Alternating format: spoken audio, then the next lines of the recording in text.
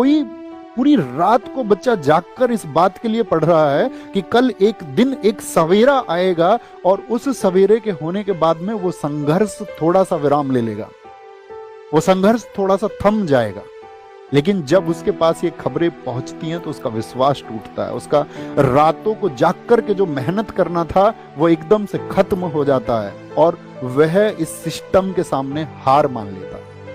मेरा दोस्त, ये हार मानने का वक्त नहीं है। खुद से वादा करना कि अब क्रांति होगी और अब आंदोलन होगा और इस देश के हर घर से आवाज उठेगी और इस बात के लिए आवाज उठेगी कि हमारे साथ अब इनजस्टिस और नहीं हो सकता, हमारे साथ अब अन्याय और नहीं हो सकता है।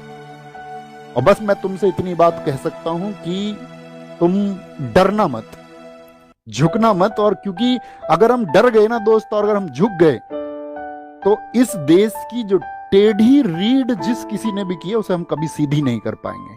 और ये छात्र वर्ग, ये जवान वर्ग जो इस देश की नेताओं के द्वारा जो या सिस्टम के द्वारा या खराब अधिकारियों के द्वारा, भ्रष्ट अधिकारियों के द्वारा जो टेढ़ी रीढ़ की जा रही है उसको हम सीधा करेंगे और मिलकर करेंगे।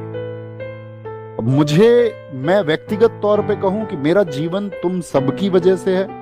अगर अपना जीवन भी कुर्बान करना पड़ेगा इस व्यवस्था में बदलाव करने के लिए तो हम कर देंगे और बेझिझक कर देंगे, बिना किसी संकोच के, बिना डरे, बिना झुके कर देंगे।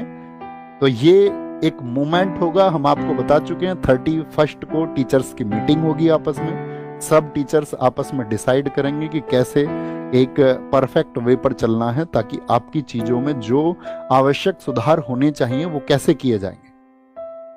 और अगर उन सब चीजों को कंसीडर नहीं किया जाता है तो ये सिर्फ एक प्रोटेस्ट नहीं, ये भविष्य बचाने का आंदोलन होगा, इस प्रशासन को जगाने का आंदोलन होगा और उस हर एक युवा आवाज को संगठित होना होगा जो इस खराब सिस्टम के खिलाफ में लड़ना चाहती है।